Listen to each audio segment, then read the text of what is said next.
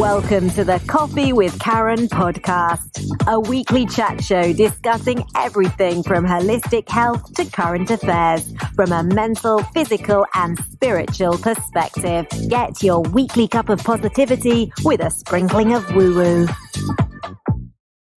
Hey, so welcome to the show. Today's Thursday. This is going out live on Mintwave Radio.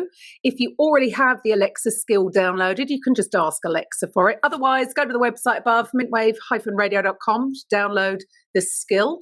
Or if it's via podcast, you can also download the app for Apple and Android for the Podbean. And you can see our complete weekly schedule of all the shows from all the hosts. Feel free to subscribe to any that take your fancy. Now, today's episode is 180. How's that for a number, Laban? And today we have Laban Ditchburn, 180, the world's best courage coach. And we're going to be talking about how to bring on the biggest names on the planet to your podcast, even if you don't have a large audience. My name's Karen Roberts. I'm helping coaches and therapists to get their message heard to the people who really need to hear it. So, Laban, it's an absolute honor to have you on the show. World's best coach. Laban teaches people how to take bold, massive, and courageous action so that they can facilitate their own miraculous outcome. So, welcome. Thank you for having me, Karen. It's lovely to be with you today. I have had my coffee. So yeah, it's too late for me to have coffee now. So it's a bit of a fake, that one today. And Laban, now, I'm sure the listeners can hear where you're from, but you're a little bit of a digital nomad yourself. I know last time I spoke to you, you were in India, and now you are? In the fabulous Las Vegas, Nevada. Ah, there you go. The digital nomad, is that what you call yourself? Yeah, I suppose it's the definition of someone who is able to work anywhere, really. And I'm very blessed to be in a position where I'm able to do that. Because I know it's the envy of many people. And yeah, that's what I work anywhere. I do most of my stuff online with coaching, and these stuff is all done through virtual stuff. I actually am in Las Vegas intentionally to be interviewed in studio tomorrow, which is going to be exciting. And there's no substitute for in-person connections, but the world that we live in, Karen, it's just, This is the next best thing. So I'm very gracious and grateful to be on here with you today. And you are doing some incredible work in the world. And if you're listening to this for the first time, here's what I want you to do. Find your favorite podcast platform and go and review and give it a real live review and rate. In whatever, if you hate it, give it a 1 star. But if you love it, give it the love that it deserves. And then share it with someone that you care about. The way that these incredible organic shows get out into the world is through people leading with service. And they might get some value. Whether it's my episode or one of the hundreds of others, 179 others, that's my encouragement to you, audience, dear audience. Brilliant. Oh, thank you very much. Laban, if we could start before we get into the podcast thing, maybe the listeners would like to know a little bit more about your backstory and how you came to be doing what you're doing now, world's best courage coach. If you hear this statement for the first time, it's very likely that there's a part of you that gets a bit of a twang and goes, what kind of person calls themselves that, right? And you would be very normal to experience that, because I experienced that when I first made this outlandish declaration in September of 2021. But my background, and when I share my background, I would love people to listen to it like it's about themselves, because you can listen to podcasts and you can read books about transformation, and it's very easy to get a little bit numbed out about people that have overcome all this stuff. Comparison is the thief of joy. So I don't want you to compare your journey to my journey, because if I compare it to some of the other people that I know, including my wife and what they've endured and overcome, it's a bung point, right? A moot point. But I'm 42, Karen, now I'll be 43. I'm 43 actually at this time of recording. and at 35, I ground along the floor of rock bottom. and I'd been bouncing, and I finally just ground to a halt. And I found myself in a very precarious situation. I was a high-functioning alcoholic, a high-functioning gambler, and a high-functioning drug user, and a high-functioning sex addict. And when I say high-functioning, I had a good job. I worked in recruitment. I was earning six figures. This was back in Australia. My accent is half New Zealand, half Australian for those that are guess at home. And Tuesday night, midnight, I've got my laptop prized open and I'm gambling on a betting website on a horse race in Hong Kong with money that wasn't mine and I shouldn't have been spending it, and about 3 bottles of appropriately priced Pinot Noir coursing its way through my veins and smashing into my liver. And I had this sort of epiphanous moment, Karen, where I realized that the life that I was living was very different from the one that I dreamt about as a very young boy. And in the bottom left-hand corner of the screen on the laptop was a phone number. And I'd never noticed it before, even though I'd been on there many times before. And I instinctively just picked up my cell phone and I called this number. And this amazing woman picked up the phone. And her last name is a name that I'll never know, but I'm going to give it Magdalene because her first name was Mary. And she was my guardian angel, whether she realized it or not. And so the Gamblers Helpline became this first step in this journey of transformation that's lasted 8 years now. And she spoke to me about how the dangers of gambling, many people kill themselves way faster than they do with some of the other addictive behaviors, drink and drugs. And it shocked me to my core. But the other thing that was amazing is that she listened to me, Karen, without any judgment. And I don't know that I'd experienced that in my life up to that point. And so I just blurted out everything, and she listened with the patience of a saint that she was. And that call, she put me in touch with the Gamblers counselling service run by the Salvation Army, and it was paid for by the taxes from gambling losses. So for the first time in my gambling career, I actually got some value out of it. And that was an 18-month journey where I met weekly, and I met with this amazing woman, Lee, who again listened without judgment.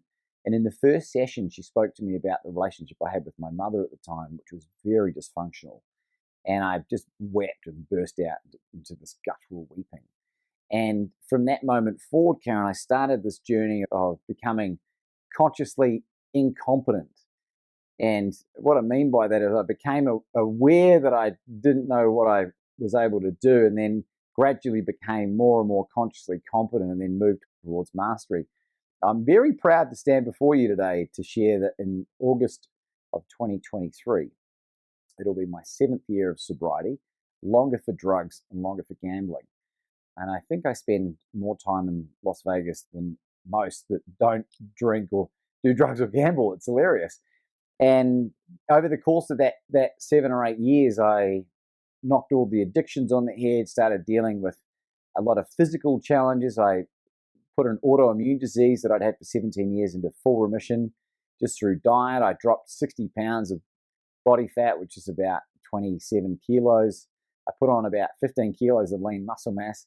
I started running 100-kilometer ultra marathons out of the blue, met the woman of my dreams, and I finally found my purpose.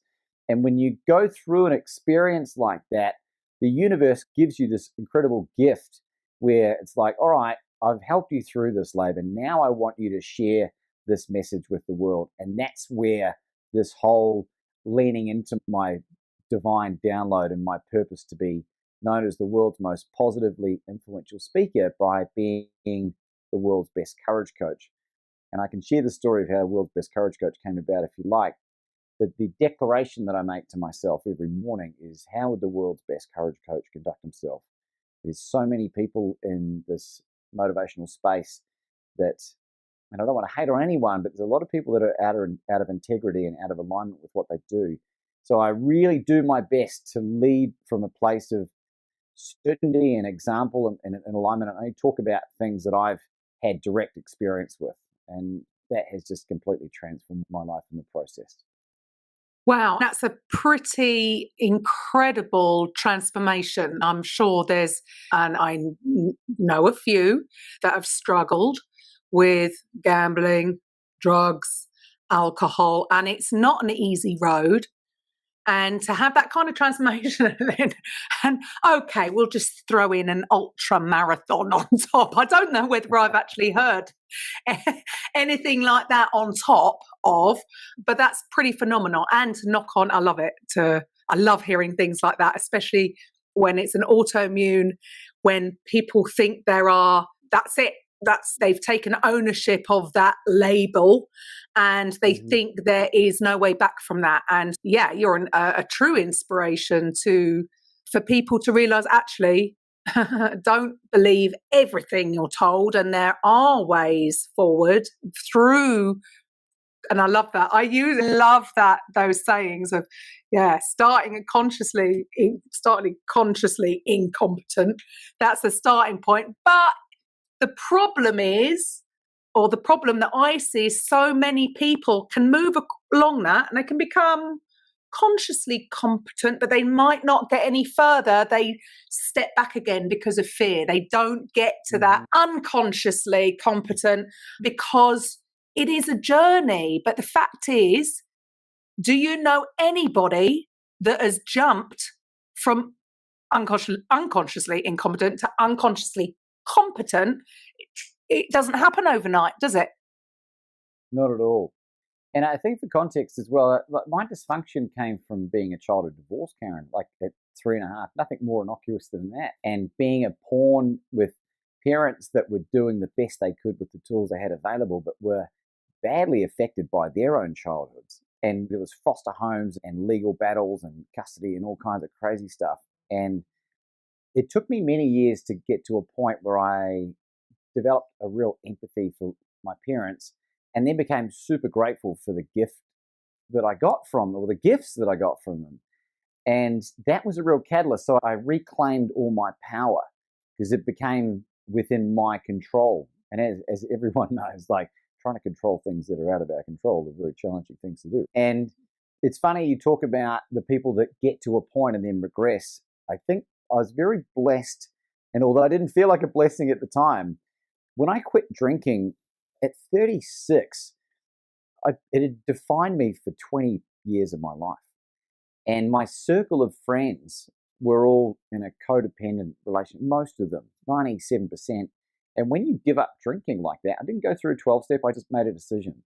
I was able to reverse engineer what I'd gone through and relearn the functional components and ditch a lot of the dysfunctional stuff. But I was polarized out of the group. They didn't know how to handle me anymore. So I lost a big chunk of this identity.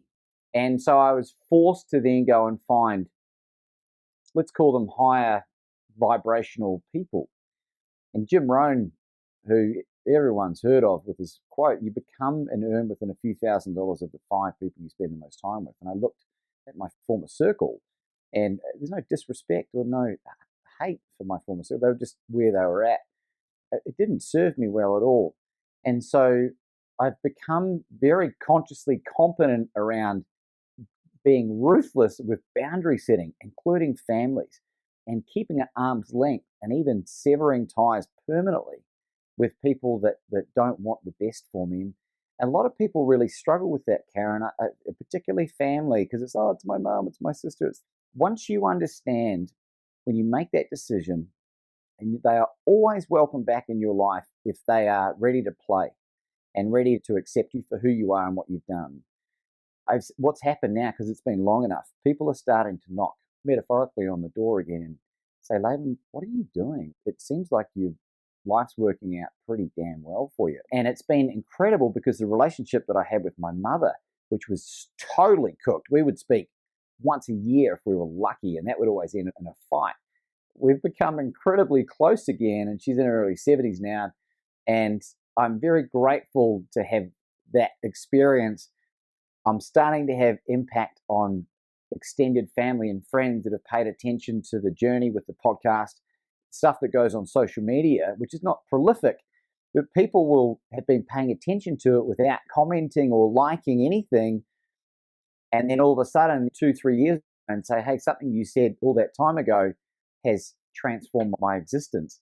And so as entrepreneurs and people that are listening to this that want to lean into their greatness are already doing it, don't underestimate the power of people that are paying attention to you that won't do or say anything. Oh, I think that's so important.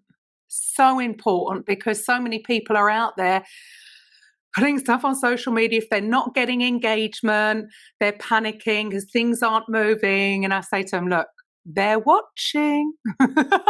It's almost like they're watching, waiting to see how long you will last. And what I say to people is 80% of it is just showing up. Keep showing up. When I started it, I didn't know what I was doing. It was just a commitment to commit. I'm going to just turn up once a week. Now we're doing 3 shows a week. I must be crazy. But share, yes, we're going to talk about how to get big names on your podcast, but share, if you will, why did you start a podcast in the beginning? What was that journey for you? It's one of my favorite stories to share, Karen, because anyone can draw inspiration from this, and they have. And 2018 is when I met my wife, Anna.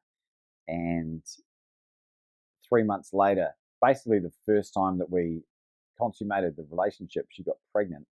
And she ended up having an ectopic pregnancy, which is, for those who don't know, the baby starts growing in the fallopian tube. And it never becomes a successful pregnancy. It always ends up miscarrying. But the ramifications are that you can hemorrhage and bleed internally, which is what happened with her, and she nearly died.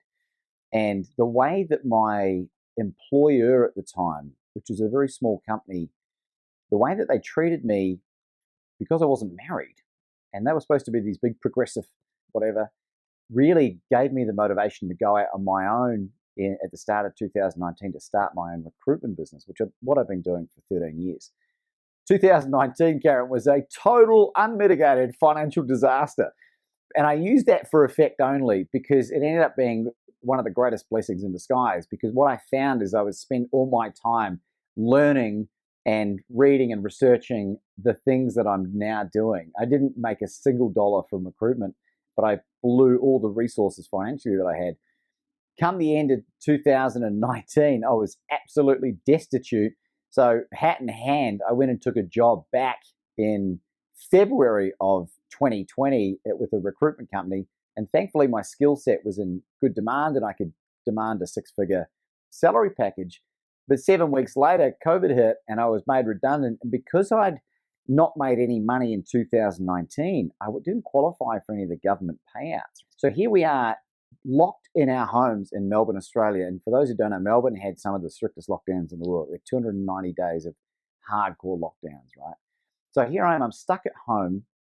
I'm like, I knew what I wanted to do. I knew I wanted to be this person. And I was like, I have to get my voice out. So I created the podcast out of necessity.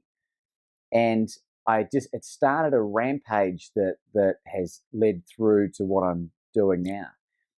The beauty of it was that, like, 8 episodes in, Karen, I've landed my first major whale, right?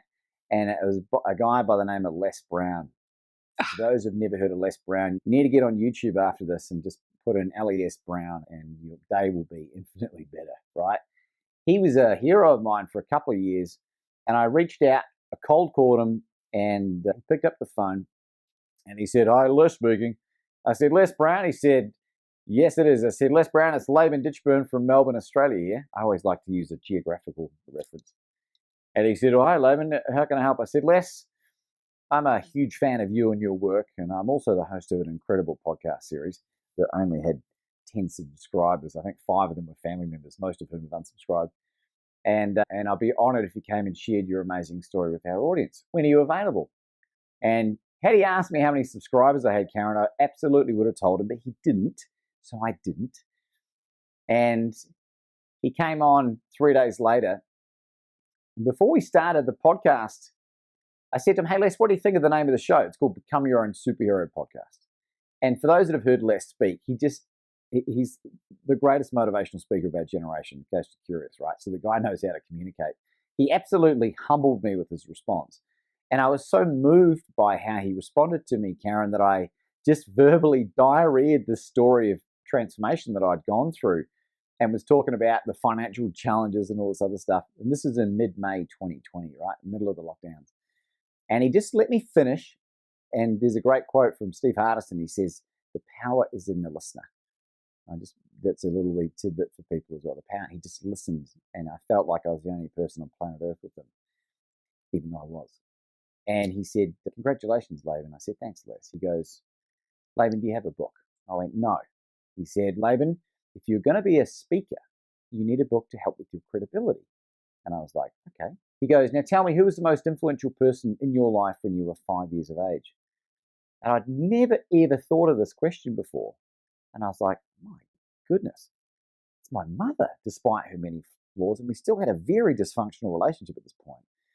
And he said, "What attributes did you get from your mother?" And I was like, "Man, she was unconditionally loving, and she's tenacious and spiritual." And he's writing all this stuff down. "Let's be finished." And he says, "Laban," he looks up at me, he says, "Laban, this is a God moment." He says, "I want to show you how to monetize your purpose." Karen, for the next 10 minutes, he reads back to me this blueprint for this book that he wants me to write because of my gambling background, called Bet on You. He said, "Laban, you're going to write the book. You're going to turn it into a keynote speech. You're going to turn that into a 3-day retreat. And even if you muck all this up, you'll make multiple six figures in the next 12 months. He said, "And I'm going to interview you on my social media platform with 4 million followers. And I'm going to write the foreword to your book." In a moment of complete and utter insanity, I said, "Les, if you're going to write the foreword to my book, I have it to you by June 30, 2020. This is mid-May. I never finished high school, Karen. I never went to college. I'd never written anything of any significance. And in 6 weeks, true to my word, I pumped out 30,000 words of the first draft, delivered it to Les's inbox, and completely changed my life in the process." Les followed through with his commitment. He wrote the most incredible foreword. It's been endorsed by people like Mark Victor Hansen and Dr. John Gray, who wrote Men Are From Mars, Women Are From Venus, and the former All Black coach, and the drummer from Journey and Foreigner, and some other people you might not have heard of. And that I love telling that story because this is some of the power of creating a platform for yourself and inviting your heroes into it, right? And so that momentum gave me this unbelievable confidence to then go out and reach out and connect with other people. And more than 200 episodes later, we've had Nobel Prize winners, double Olympic gold medalists, PhDs, some of the smartest people on earth, a few movie stars and singers and that kind of thing as well. And what's happened now is, because of the way that I've shown up with these interviews, which is from a place of service, which is really important. What value can I add these people's lives rather than a gimme? There's been really amazing relationships and friendships and strategic partnerships and joint ventures, and then opportunities to be interviewed on their platforms and other really big shows. All the while, my own little podcast still hasn't exploded out because, like you, Karen, I didn't know what the hell I was doing when I started either. So I love sharing this because if you are thinking about doing this, maybe this is the nudge that you need to go and create your thing. There's so much more room than you can possibly imagine for people that are operating at your vibrational level to connect with you and to be impacted by what you're doing. I'm not a famous guy yet. I'm not a multi-millionaire yet, but I'm on my way, and I'm so fortunate and blessed to be inspired and led and mentored by the most incredible people on planet Earth. But Laban, one thing there, you say you're fortunate, and people might go, "Oh, he was lucky." And I would say, no, that didn't come from luck, did it? 8 episodes in. Now, to be fair, I could have done that 8 episodes in, but I didn't. Why didn't I? I would have fear, even if I got his number, fear, imposter syndrome, all these things would have held me back from going out there and approaching these people. And that is it. You, on the other hand, didn't allow all that BS stories to affect you, and you went out. And I bet there's not many people that probably just ring Les up out of the blue. So when you're there, you're going to want to go and help people. So luck doesn't come into it. You're not fortunate. You took action and you didn't allow those stories to affect you, and you, come on, what's the worst that can happen? They can say no. You didn't take that and you went on and did it. And everybody could have done the same, but they haven't. I still haven't. I still reach out to people that are a bit above me and not too far because, would have thought, oh, little old me, why would they want to come and appear on? But you've just proven it. It's rubbish. It's our own stories that we tell ourselves that hold us back. Let me give people some context about where this bravado came from, because it comes from major adversity, which is the great thing. And I neglected to include this in the story. You just reminded me. So when I had this recruitment business, I had to, after a while, start reaching out to CEOs. In the work that I used to do, CIO, the Chief Information Officer, was the highest level that you would ever have any contact with. Because I was self-employed and I wasn't getting any traction, I started forcing myself to reach out and call CEOs. And people are wondering how I got their information. There was some software that I downloaded over Chrome called Lusha, Lusha.com. And it's a plugin that reveals email and phone numbers in some cases over LinkedIn. It's a beautiful tip. And I learned that in recruitment, right? So there's that part. And then I would have some great conversations with CEOs. So I was like, oh, hang on, these are just normal human beings. And then what really blew it up was on January 2nd of 2020, Karen, is I had a mentor, a lady by the name of Carolyn Stenhouse, who I mentioned in my book, who was this amazing Scottish woman who mentored me for about a year. She was telling me I need to reach out and connect with people that are further along than me. So who do I ring? Brene Brown, right? And I rung her on January 2nd, my time, which was New Year's Day, her time. She picked up the phone and said, hi, this is Brene speaking, that beautiful southern drawl. And I said, Brene Brown, it's Laban Ditchburn from Melbourne, Australia here. You can see there's a theme here, Karen. And she's taken aback because I've just called her on a cell. Hi, Laban, how can I help? Brene, I've been instructed by my mentors that I need to reach out and connect with people that are much further along than I, and I wondered if you'd be interested in sharing some ideas, right? Because no book, no podcast at that point, no official website, nothing, right? I was just like, Whoa. And she said, Laban, I'm about to sit down and have New Year's Day dinner with my family, but if you send me an email with what you had in mind, I'll come back to you. So I wrote this bio of who I was. With the benefit of hindsight, Karen, it's so cringeworthy because I didn't know about what I know now. I recorded a 1-minute video that I almost cannot watch back. But I sent it to her anyway, and my God, she replied in about 2 days. And she wrote this most wonderful short response. She said, Laban, thank you for your email. With what I have going on with family and college or university right now, I can't give this the attention that it deserves. You will do fantastic, Brene. And that response really was one of the catalysts for me having the confidence to reach out and connect, because if you can imagine if she had responded back or told me to get stuffed on the phone, maybe it would have stunted the growth. I don't think it would have stopped me with the mindset that I had, but it really gave me that forward momentum. And you're right, it's not luck. I created all of this, but I will attribute a lot of this to source. I'm not a religious guy, but I'm very spiritual, and I really do believe in the power of quantum physics and quantum mechanics and leaning into the universal laws of nature.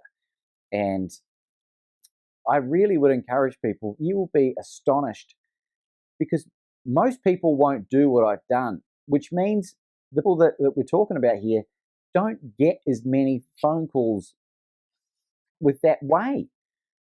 And so it's a real novelty for them. And they're like, who is this bravado nut job?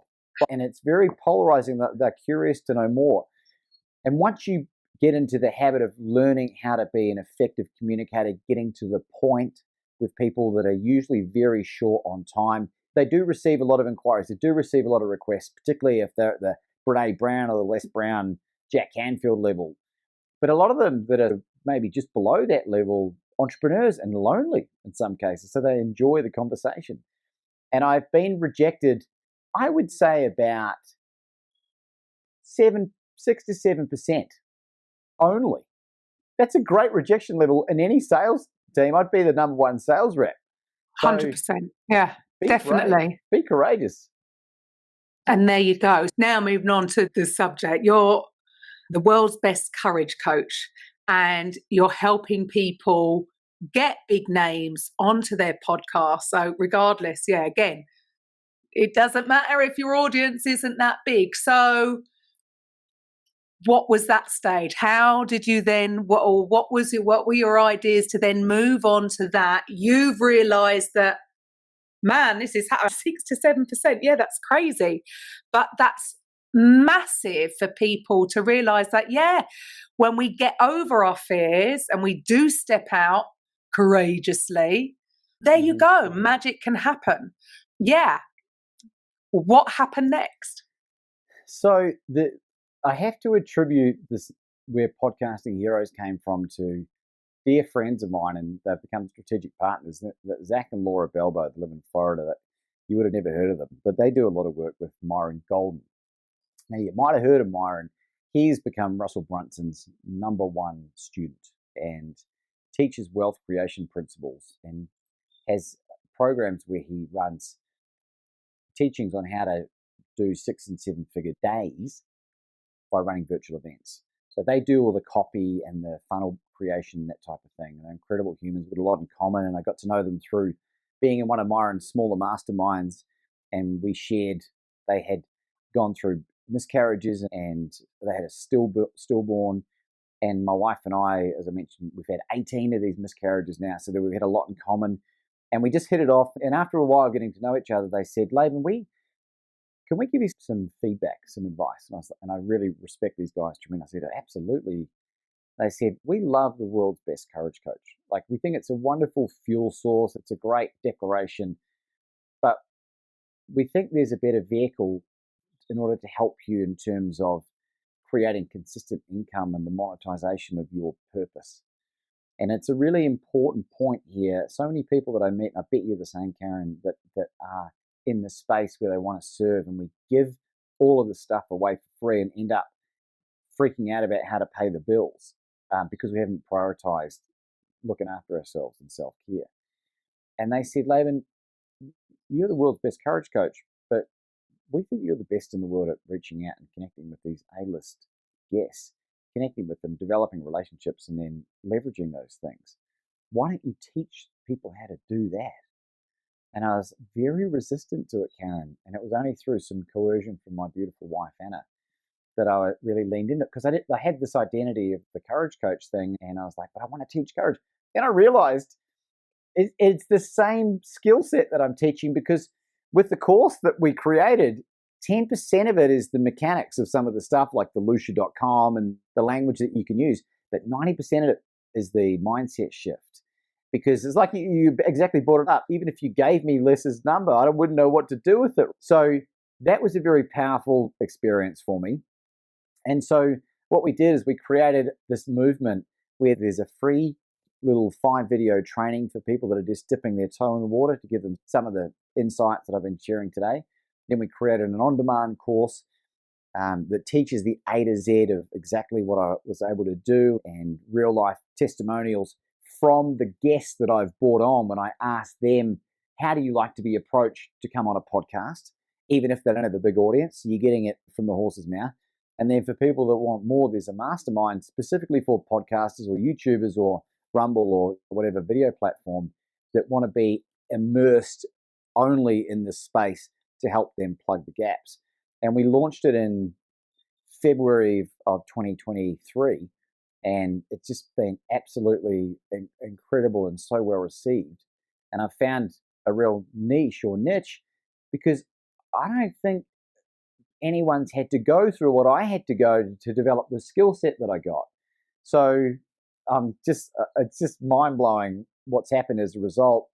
And now what's happening, as I touched on, people are starting to invite me onto big platforms. Even being on your show as well, Karen, like, you guys got an incredible audience and doing so great. Like, I'm on here with you and I get to share this with your audience. So it's been incredible. We live what we call a daily miracle, my wife and I.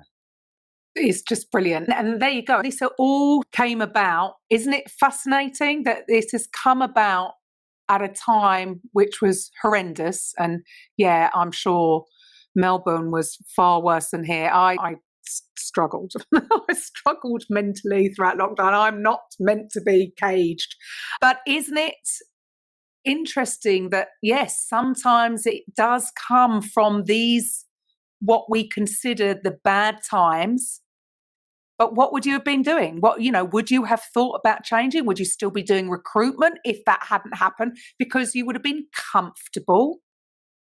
And this is the thing. I think so many people, because if they're in a job, and maybe worse if they're paid well, because they're comfortable, everything's being paid, they've got X, they can go on holiday and everything. So actually the urgency of starting something new, or the real drive to start something new, isn't going to be quite there, because as we know, sometimes it's actually when your back is against the wall. And I was similar. I had just literally launched a limited company the year before, so I didn't have enough books to show. So I was out. I drove a cab. My boyfriend at the time had a cab company. And nobody wanted to drive a cab in lockdown for fear. So I went, I'll do it. Yeah, that's awesome. Just to get out the house.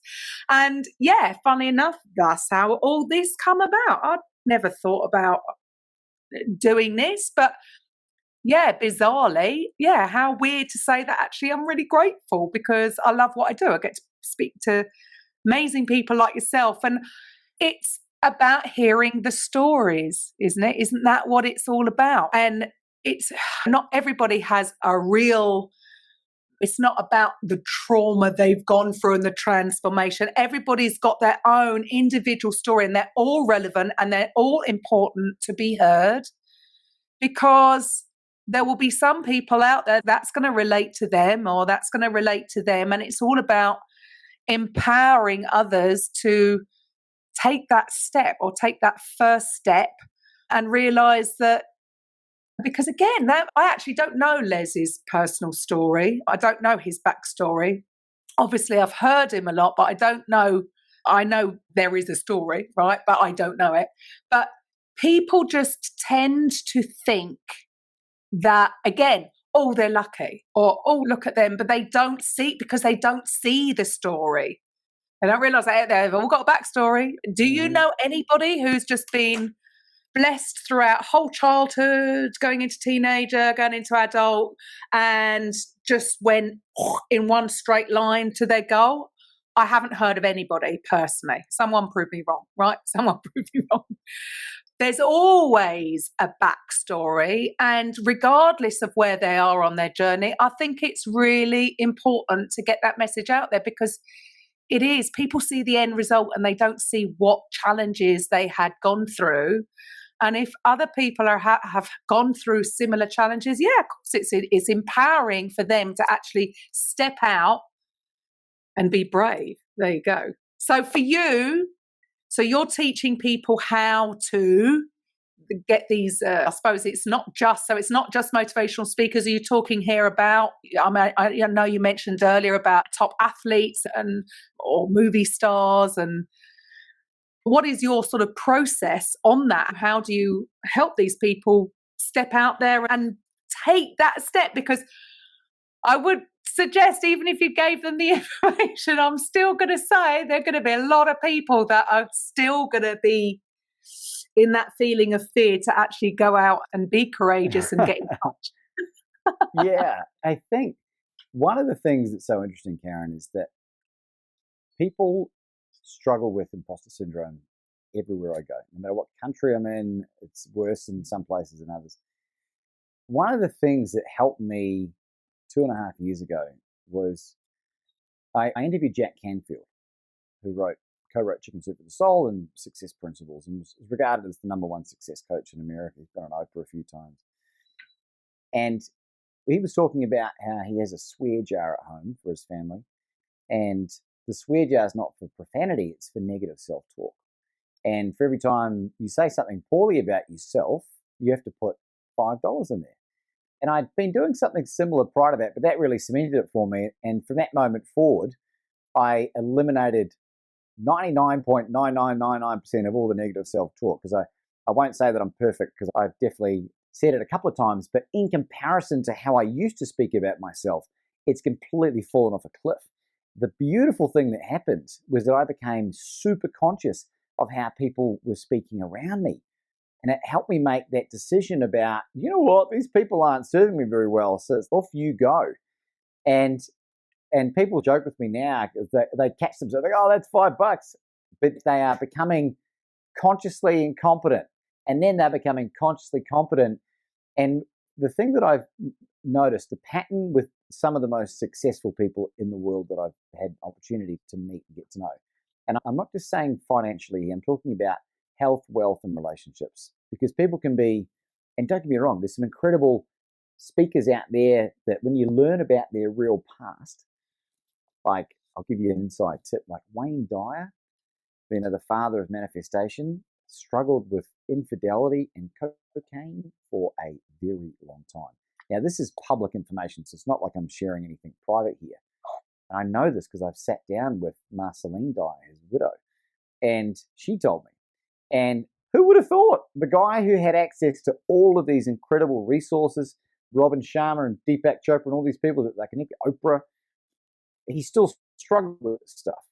So I'm not saying that I'm perfect, but what I am doing to the best of my ability is eliminating the negative self-talk, because when you get to a point where you're in the echelons with people that are absolutely crushing it, people like Ed Milet and Bradley and Les and these other people, they really do resonate with the angle that you're coming from. They're like, hang on, this person's different. They're not speaking poorly of themselves, because most people do it.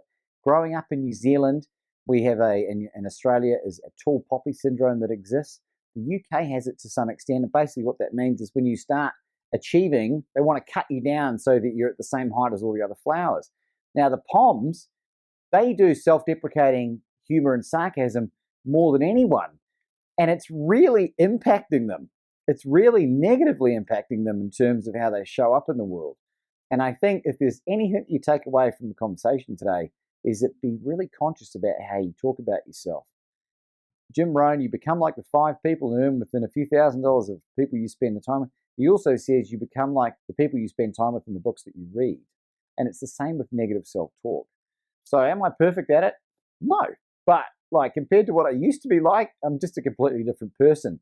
So that for me has been the catalyst, and it allows me to enter into these relationships at a level peg.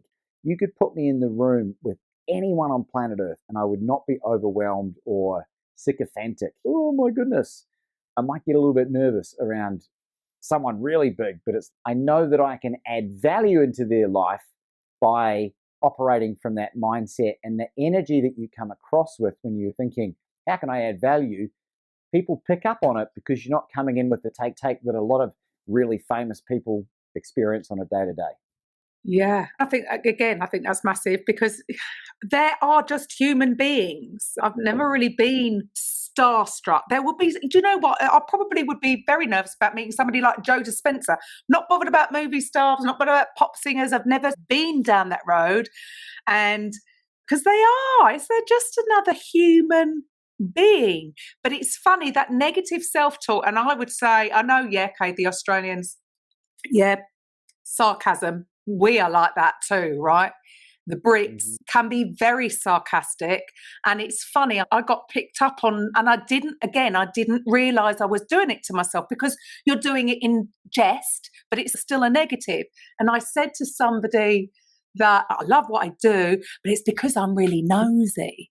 And I was joking, but it's nosy has a negative connotation, doesn't it? So it's, yeah, no, I'm doing it in jest, but it's still a negative. No, I'm genuinely curious about the guests that I have. What are you doing? Like, why are you doing it? Like, well, where did you come from? How did you get into this? And it's funny, somebody did pick that up with me, because, yeah, we do it as an automatic thing, but there is obviously something going on in the background for me to still even do it. And until you are aware, and I think you said this quite early on, it's aware because it's automatic. we've got to become aware. You've got to be aware of it. You've got to accept it, and then you can change it. Yeah, trust me, us Brits can probably compete with you on the sarcasm. We like, when I lived in Ibiza many years ago, and we had a lot of Italian friends, and then we went to live in Milan. And so it's me and my best mate, and I'd tell her to F off in joke, jesting, and they would be like, oh, horrified that you could say. I'm like, we're only joking, we're only mucking about. But it's the same thing. Why do we do this? Why do we do this negative? And then we wrap it up and say, yeah, we're only having a laugh, we're only joking. But you're saying that they're seeing a response from that it's having an effect on them. And don't get me wrong, like people at that level that I'm talking about still experience what I'm talking about because maybe they haven't had an opportunity to be exposed to what I've been exposed to. So I love sharing that with them, and then they get to benefit from it. It's like you don't have to do any of the stuff that I'm talking about. All I'm saying is that when I made the shift from who I was to who I am now and who I'm becoming, my life became infinitely better. And when you figure out a way to do what you absolutely adore, you will never work another day in your life. And I don't agree with anyone that says, people say follow your passion, you get paid. Yeah, you do. If you really are honest with yourself and lean into your divine gift that the universe bestows upon us. And this is the thing about the world's best courage coach. There can be more than one world's best courage coach because it's a non-quantifiable and completely intangible statement.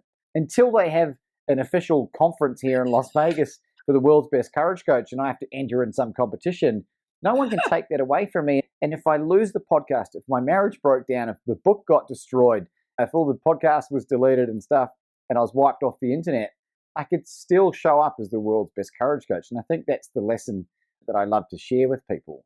And going back to the Les Brown thing, what was incredible about that whole experience, Karen, at the end of that episode, and you can imagine the episode, like I was just still in a daze from what had happened. I don't even know if it was that great an episode, but I said to him, Les, what do you need help with? And he said, what did you have in mind? And I did about 12 hours of research. I read 3 of his books. I watched hours of content, plus everything that I'd consumed. So I was very au fait. He released a book in 2020 called You've Got to Be Hungry, which is, if you want to learn about Les Brown, it's a great book to read. He had gone through prostate cancer twice. And because of the drugs, the bullshit drugs that they put him on, he put on 100 pounds and developed type 2 diabetes because they were giving him injections to reduce his testosterone, which is what they think. Don't even get me started. And that's a whole other topic, isn't it? We could probably do another show on, oh my God. So I said to him, Les, I lost 60 pounds of body fat and put on 30 pounds of muscle eating basically an animal-based diet, and he was hanging off every word, right? And so what I did, he said, send me everything you got. So I sent him all this information and never heard anything back from him. It was 8 months later that I interviewed a guy, Dr. Chris Kenobi, who's an American retired ophthalmologist, so an eye surgeon. And he came on because he's an expert around seed oils. And I told him the same story that I told you about this connection with Les. And here's the beautiful thing, Karen. I recorded the whole miracle on Zoom. So I have the raw footage. He said, Laban, would you send it to me? And I was like, yeah, sure. And so I sent him this video of this miracle happening with Les and I. The next day, Karen, I get an email about 3 pages long. Chris Kenobi, who's a man of faith, who's in his 60s, was so moved by what he saw. He said, Laban, I want to help Les Brown. And a month later, I had this incredible experience with a 3-way Zoom call with Dr. Chris Kenobi, Les Brown, and myself. And I was sitting there pinching myself. And for 2.5 hours, Chris and Les and I were conversing around how he could improve his health. And you wouldn't believe it, Les has lost that 100 pounds. Oh, my goodness. I'm not attributing it to exactly what happened. I wouldn't be so arrogant to assume that. But if I was able to have a little role to help Les Brown live another 6, 12, 18 months because of this showing up with value, that is something to be really proud of. And the crescendo, it gets even better, Karen. In Atlanta, Georgia last year, Anna, myself, and Les Brown broke bread, or broke steak in his home. Just the 3 of us. And he wouldn't mind me sharing this, but he's gone through major challenges with his health, but he's got 10 kids, he's got 5 boys, 5 girls. His youngest son has struggled with bipolar and mental health issues and drug addiction for a long time.